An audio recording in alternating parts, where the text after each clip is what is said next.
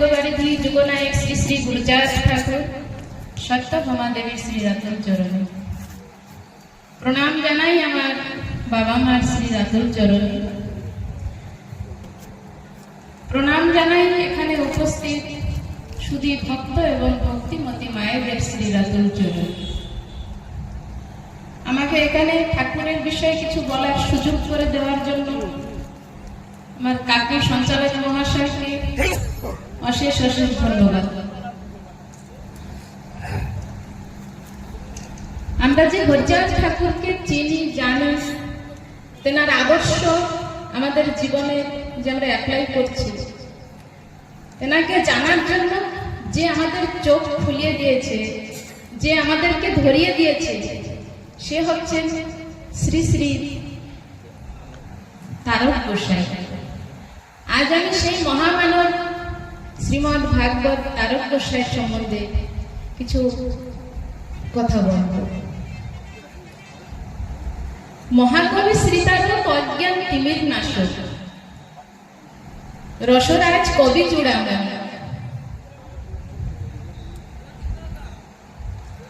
তেনার কণ্ঠে যার সরস্বতী, মস্তকে ক্ষীরোৎপত্তি। তিনি এমনই একজন মহাপুরুষ ছিলেন, তেনার হৃদয় আমার হরিচাঁদ, গুরুচাঁদ, শান্তিমা বিরাজ করতেন। হরিচাঁদ তত্ত্বকথা, হরিলীলা মৃত গাথা, প্রেমরসে করিল রচনা। বঙ্গদেশে শ্রেষ্ঠ কবি, তাকে আমরা বঙ্গদেশের শ্রেষ্ঠ কবি বলে জানতাম। তিনি আমার এই হরিলীলামৃত গাথাকে রচনা করেছিলেন। সেই তারক গোসাইয়ের একটা ছোট্ট অলৌকিক ঘটনা আমি আজকে বলবো। আমার টপিক হচ্ছে হরি ভক্তের ভালোবাসে সব দেবতা। হরি ভক্তকে প্রত্যেক দেবতাই ভালোবাসে। যেমন আমার তারক গোসাইকে কালীমা ভালোবাসতেন। তাই একটা ছোট্ট ঘটনা। একদা এক শাখারি এলো লক্ষ্মী পাশা, বহুলাভ হবে তার মনে করে আশা। আমার তারক গোসাইয়ের বাড়ি ছিল নবগঙ্গা থেকে উত্তর ধারে, আর তার ওই পারে ছিল লক্ষ্মীপাশা গ্রাম। সেই গ্রামে একটা কালী মন্দির ছিল। সেই কালী মন্দিরে একদা একবার একজন শাখারি এসেছিলেন। আমরা যে কোনো কাজ করার আগে যেমন ঠাকুরকে প্রণাম করে যাই, যে আমার কার্যে আমি যেমন কৃতকার্য হই, কি আমার লাভ হোক, তেমনই একজন শাখারি সেই মন্দিরে এসেছেন, সেই কালী ঠাকুরের কাছে প্রণাম করছে। তাই মন্দিরের ভিতরে সেই প্রবেশ করিল, লাভাসার মার কাছে মানত মানিল। সে মানত করছে, মা আমার যেন আজকে ব্যবসাটা ভালো হয়। সে শাখা নিয়ে আসছে বিক্রি করবার জন্য। এমন বলার পরে কিছু পরে গ্রাম মধ্যে সেই শাখারি চলে গেল। এবার শোনো তার পূর্বে কি ঘটনা ঘটিল। তার পূর্বে কি ঘটনা ঘটছে?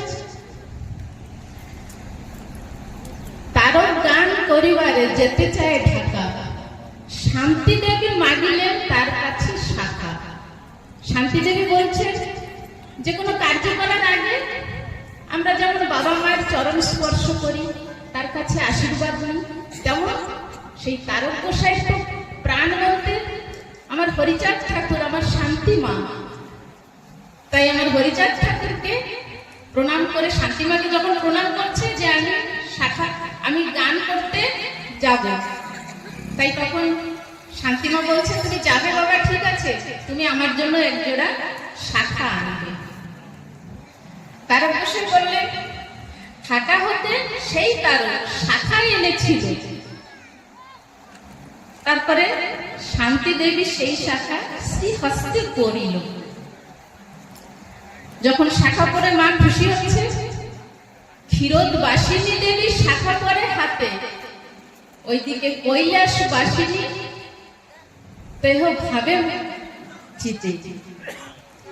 এখন কৈলাসবাসিনী হচ্ছে কি মা পার্বতী বলে বসে ভাবছেন যে তারও ওনাকে শাখা এনে দিয়েছে, আর আমার তারও ভারী স্বাদ হলো যে তারকের কাছ থেকে সেও স্নেহ আদর পাবে। তাই তারক গোসাইকে দেখে সেই কৈলাসবাসিনী দেবী ভাবছেন মাতাকে শাখা দেয় তারক সুযোগ, আমি বা বঞ্চিত থাকি কি কারণ। তাই মনে মনে ভাবছে যে তারককে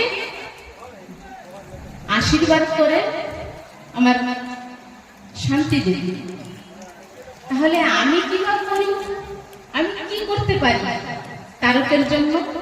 তাই মনে মনে ভাবছি যে মাতা তারে আদর করে স্নেহ করে, তাই মনে মনে ভাবছে আমি তাহলে তারকের কন্যা রূপ ধরব। তাই শান্তি মার ওই ঘটনা দেখে এদিকে কালীমা ভাবছে যে আমি ওই রূপ ধারণ করবো যাতে আমি তারকের ভালোবাসা আদর পেতে পারি। তাই মনে মনে যখনই এমন চিন্তা মায়াময়ী মাতা এমন ভাবিলেন মনে, কিছু পরে সেই শাখারি আসিল সেখানে। সেই কালী মন্দির যে আছে লক্ষ্মীপাশা গ্রামে, সেইখানে তো আমার কৈলাসবাসিনী মাতা ওখানে উপস্থিত আছে। সে ভাবছে মনে মনে যে আজ আমি তারককে কন্যা রূপ ধারণ করব। ঠিক ওই মুহূর্তে সেই শাখারি এসে প্রণাম করছে। তাই শাখারি যখন প্রণাম করছে তখন মনে মনে মা চিন্তা করছে, সেই শাখারি তখন এসে যখন প্রণাম করছে ভাবছে যে আজকের দিনে আমি তারককে কি করব, তাকে আমি স্নেহ আদর, তাকে আমি ভালোবাসা দেব কেমন করে। তখন ইচ্ছাময়ী মাতা ভাবিলেন মনে, তাই তিনি ভাবছেন ব্রহ্মা বিষ্ণু যার মায়া বুঝিতে না পারে, মায়াময়ী মাতা এলো কন্যা রূপ ধরে। আজকের দিনে তাকে যখন ভাবছে সেই শাখারের নিমিষের মধ্যে সব শাখা বিক্রি হলো সারা। মনে মনে তাই দেখে শাখারি বাক্য হারা হয়ে গেছে যে আজকের দিনে আমার কি করে শাখা এমন ভাবে বিক্রি হয়ে যাচ্ছে। তিনি কি করলেন, তুরন্ত গিয়ে সেই নদীর পাড় থেকে ডোঙ্গার থেকে আবার শাখা হেনে আবার মায়ের কাছে আসছে যে মা তুমি আমাকে এত কৃপা করলে, আমি আরো শাখা বিক্রি করতে পারবো। তাই আবার গিয়ে ঠাকুরের পুনরায় মায়ের কাছে গেল শাখারি, আর এদিকে মা কন্যা রূপ ধরে সেই পাশে বসে আছে সেই মন্দিরের ভিতরে। তাই বহুক্ষণ ধরে শাখারি প্রণাম করিল, উঠে দাঁড়ে দেখে সেই কন্যা সেই পাশে বসে আছে, কালো এক মেয়ে বসে আছে সেখানে।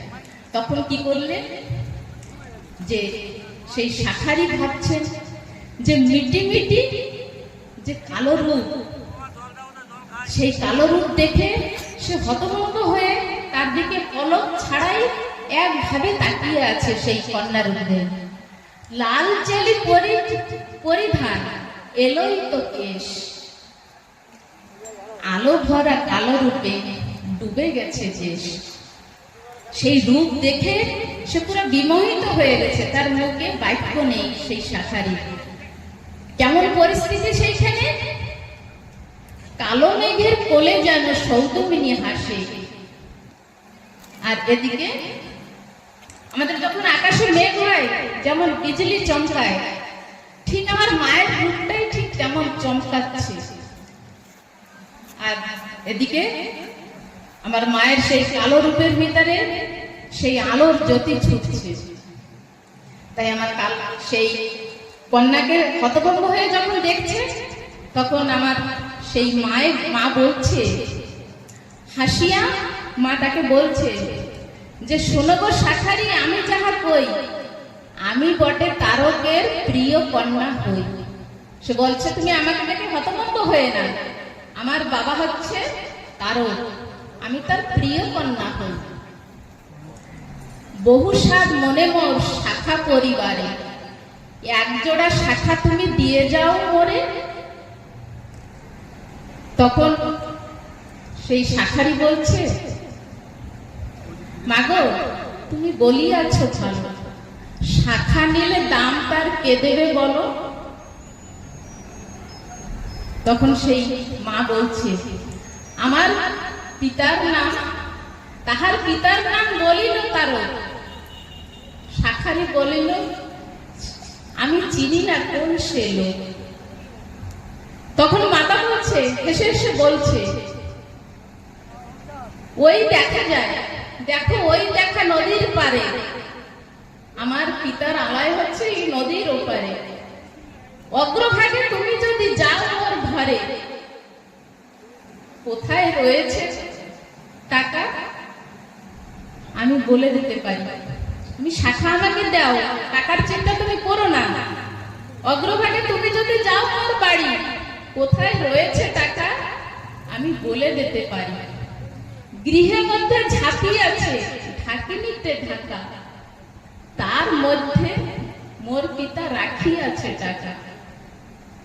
সে মা বলছে, সে গৃহের মধ্যে একটা ঝাঁপি আছে, তার ভিতরে টাকা আছে, বহুদিন হয়েছে রেখেছে মোর পিতা, মনে হয় তার মনে নাই সেই কথা। সেই ঘরের ভিতরে যে টাকা আছে আমার বাবার অনেকদিন রেখেছে তো মনে নেই, তুমি যদি এই কথা বলো তাহলে আমার বাবা তোমাকে সঙ্গে সঙ্গে টাকা দিয়ে দেবে। যথাশীঘ্র করে তুমি আমাকে এক জোড়া শাখা দাও। তিনি বলছে যে তুমি যদি যাও আমার বাড়িতে, তাহলে তুমি শীঘ্র করে এই কথাটা বলো আমার পিতাকে। তখন শাখারি যখন এমন কথা শুনলো, সযতনে দুই হাতে পড়াইল শাখা, দেবীর বদনে খেলে বিদ্যুতের রেখা। মানে মায়ের হাতে যখন শাখা পড়িয়েছে শাখারি, তখন মা এত খুশি হয়েছে, তার মুখে একটা জ্বলন্ত অগ্নিসম খুশির লহরী খেলে গেল। তখনই স্পর্শে সেই শাখারির কর্মবদ্ধ ক্ষয়, সংসার অসার যেন এমন ভাব হয়। আমরা যেই ঠাকুরের কথা স্মরণ করে মুখে বলে আমরা আত্মহারা হয়ে যাই, আমরা সবকিছু ভুলে যাই, আর সে তো সাক্ষাৎ দেবীর স্পর্শ পেয়েছে, তাহলে সেই শাখারির অবস্থাটা কেমন হয়ে থাকবে। তাই শাখারি বলছে, সেই মেয়েকে ডেকে বলছে, শোনো গো দেবী, আমি তোমার বাড়িতেই এক্ষুনি যেতে চাই। মাতাকে ডেকে বলে, শোনো গো জননী, তোমার বাড়িতে আমি যাইব এক্ষুনি। তখন মাতা বলছে, তুমি আমাদের বাড়ি এক্ষুনি যাবে? তবে তুমি অগ্রভাগে, তবে তুমি যাও পার ঘাট, দেবীর মন্দিরে পূজা দেব আমি বটে, তুমি নদীর ঘাটে আগে যাও, আমি মন্দিরে পুজোটা দিয়েই আসছি। এই এমন কথা যখনই বললো, তখন সেই শাখারি কি করলো, কথা শুনে সে শাখারি নদীর পাড়ে যায়। অপেক্ষা করিল সেখানে কিছু সময়, সেইখানে গিয়ে সে অপেক্ষা করলো। কিছু সময় অপেক্ষা করার পরে ওর মনে মনে ভাবছে, কই কোথায় কেউ গেল, কেহ না আসিল। মনের শাখারি ভাবিল, মেয়ে বুঝি ফাঁকি দিল। সে মনে মনে ভাবছে, আমাকে বললো তুমি গিয়ে বসো, আমি আসছি, সে তো আসছে না, তাহলে মেয়ে ঠিক আমাকে ফাঁকি দিয়েছে। তিনি দ্রুতগতি পুনরায় মন্দিরেতে বসে, সেইখানে গিয়ে মন্দিরেতে গিয়ে যখন করিল প্রবেশ, সেখানে কোনো মানুষের গন্ধলেশ, সেইখানে কোনো মানুষের চিহ্ন বর্ণ নেই। তখন সে মনে মনে ভাবছে, এ কেমন ঘটনা হলো, অপূর্ব মনিয়া মনে চলিল তারকের বাড়ি। সে তারকের বাড়ি গিয়ে যথাশীঘ্র উপনীত তারকের বাড়ি। আমার হরিচাঁদ তখন আমার তারক গোসাই বাড়ি গিয়ে সেই শাখারি উদয় হয়ে ধীরে ধীরে উপনীত তারকের বাড়ি। তারপরে সেখানে গিয়ে দেখে কি দেখিল আলাপন করছে, দেখিল সেটা তারক করে আলাপন। শাখারি গিয়ে দেখছে তারকের বাড়ি, তারক কি করছে দেখিল তারক করে আলাপন। আর নবীন বয়স যেন গৌরাঙ্গ বরণ। আমার তারক দেখতে খুব সুন্দর ছিলেন, গৌরাঙ্গ বরণ। তখন এই ঘটনা যখন ঘটেছে তখন আমার তারকের পুরো নবীন বয়স, একটা তরুণ বয়সের যুবক। তখন ধীরে ধীরে উপনীত তারকের ঠাই বলে আমি একটা কথা বলিবারে চাই।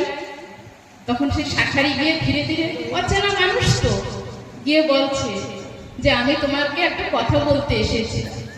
তখন বলছে তারক বলছে কি বলো? তখন বলছে মায়া নামে তব কন্যা মন্দিরের ধারে এক জোড়া শাখা নিল আমার গোচরে। সেই তারককে বলছে ওই যে কন্যা শাখা পড়েছে না, সে বলেছিল আমার নাম হচ্ছে মায়া, তুমি আমার পিতাকে বলো, সে তোমাকে পয়সা দিয়ে দেবে। তখন বলছে মায়া নামে তব কন্যা মন্দিরের ধারে এক জোড়া শাখা নিল আমার গোচরে। শাখারি বলছি। এখন সেই শাখারির কথা শুনে তারক ভাবছে, শুনিয়া কথা হাসিল তারক, বলে মোরে নাকি তুমি পেয়েছো বালক? কোথা মেয়ে? কোন মেয়ে? কোথা পাই মেয়ে? আমার বিয়েই হয়নি। কোথায় কন্যা বাবু? তিনি বলছে যে আমার মেয়ে কোথা থেকে আসবে, আমার তো বিবাহই হয় নাই। মনে হয় তোমায় কেউ অনুমানে মনে হয় তোমায় কেহ বলেছে এই কথা। আমার তোমার কথা শুনে সন্দেহ হচ্ছে, আমার তো বিয়েই হয় না, মেয়ে কোথায় পাবে? এখন এমন যখন শাখারি বলিল আরো শাখারি পুরা নিস্তব্ধ হয়ে গেল। এ কি ঘটনা? শাখা নিল পয়সা দেবে, আরে বলছে বিয়েই করেনি। তখন শাখারি বলছে এহার প্রমাণ দিয়ে আমি দিতে চাই যে তোমার মেয়েই আমার শাখা নিয়েছে। কারণ সে ব্যবসা করতে এসেছে, তার তো টাকার দরকার, সে শাখা দিয়ে আসছে। তখন বলছে আমি এর প্রমাণ দিতে চাই। বলছে কি প্রমাণ দেবে? দাও। বলছে তোমার মেয়ে বলেছে যে টাকার জন্য যেন চিন্তা নাহি করে, টাকা আছে গৃহের মধ্যে ঝাঁপির ভিতরে। তুমি গিয়ে গৃহের ভিতরে গিয়ে তুমি তদন্ত করে দেখো তোমার টাকা ঝাঁপির ভিতরে আছে কিনা। সে এও বলেছে বহুদিন আগে তার রেখেছে টাকা পিতা, মনে নাই তার সেই কথা। এমন বলিলে পিতা দিয়ে দেবে দাম। সে বলছে এমন বললে আমার পিতা তোমার দাম দিয়ে দেবে। যখন এই কথা শুনলো তখন সে তারও মনে মনে ভিতরে শিহরি উঠিল। ভাবলো কিছু তো একটা কারণ আছে। কথা না বলে সেই তারও শীঘ্রগতি ঘরের ভিতরে যায়, দেখে গিয়ে ঝাঁপির ভিতরে টাকা বাঁধানো। তখন তারকের ভিতরে একটা হেলোর সৃষ্টি হল। কিছু না বলিয়া সে বাহিরে আসিল। তারক সেই তারক বাইরে আসিল, কিছুক্ষণ সেই শাখারিকে নিরীক্ষণ করিল। তারপরে বলল ভাই শোনো ভাই, তুমি মিথ্যা বলো নাই, গৃহের ভিতরে টাকা বাঁধা হয়। কই কোথায় গেল মোর মেয়ে? তুমি আমার সেই মেয়েটা কোথায় গেল? তুমি আমাকে যথাশীঘ্র বলো। তখন সে কি করলো? সকল ঘটনা বিবৃতি, যা যা সেই মন্দিরে ঘটনা ঘটেছে সবকিছু সেই তারকের কাছে সব বর্ণনা করলো।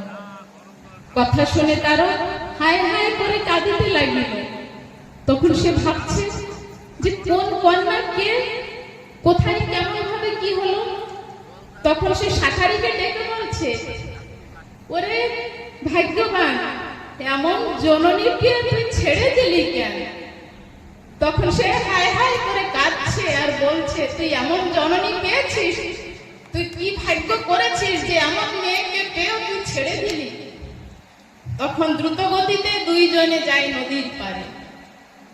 সে তো জয়পুর গ্রামে গেছে শাঁখারী, আর মন্দির হচ্ছে লক্ষ্মী ভাষায় নদীর এপারে। তখন দ্রুতগতি দুইজনে আসিল মন্দিরের সেই নদীর ধারে। দোহে মিলি গেল মন্দিরের ভিতরে। মন্দিরের ভিতরে গিয়ে কি দেখে? নবশাখায় শোভে তার মায়ের শ্রী করে। তখন সেই শাঁখারী উচ্চস্বরে বলে, উচ্চস্বরে, ওই যে শাখা আমি পড়িয়েছি সে তো কন্যা, এ তো মাটির সম্ভব কি মতে? সে তো, আমি তো একটা কন্যাকে পড়িয়েছি। তার আলো ভরা কালো রূপে সে পরিপূর্ণ ছিল। তার মিটি মিটি আলোক দেখে সে বাক্যহারা হয়েছিল। এতটা কথা কি করে মিথ্যা হতে পারে? তখন সে বলছে, ওই শাখা আমি পড়িয়েছি। তখন এই কথা যেমনই শুনল, তারক বললেন, ওরে ভাগ্যবান, তুই যে মাকে পেয়েছিস, তুই যে মাকে দর্শন করেছিস, তোমার চরণ ধুলি আমার মস্তকে। বলে সে শাঁখারীর পায়ে গিয়ে লুটিয়ে পড়ল। শাঁখারী পুনরায় সেই তারককে জড়িয়ে ধরে তারকের পায়ে গিয়ে লুটিয়ে পড়ল, যে তোমাকে মা এত ভালোবাসে। যুগ যুগান্তর ধরে মানুষ ঠাকুরকে পাওয়ার জন্য তাকে সাধনা করে বনে রনে জঙ্গলে, আর সেই মাই তোমাকে দর্শন, তোমার কাছ থেকে শাখা পড়তে চাচ্ছে।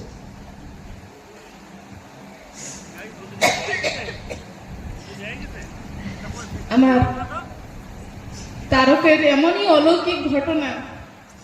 তাই তার আমরা যে যে ঠাকুরকে পুজো করি না কেন, সব ভক্তকে সব ঠাকুরই ভালোবাসে। হরি ঠাকুর শুধু আমাদের নয়, সে হচ্ছে সর্ববিশ্বের কল্যাণের জন্য এই পৃথিবীতে এসেছিলেন। তার জীবনাদর্শ, তাকে স্মরণ করে, তাকে সেই জিনিসগুলো যদি আমাদের জীবনে আমরা গ্রহণ করতে পারি, আমাদের সবার জীবন সার্থকে তা পাবে। এটাই আমাদের চরম প্রাপ্তি হবে আমাদের জীবনে। আমি এতটুকু বলে আমি আমার বক্তব্য রাখছি। হরি বল।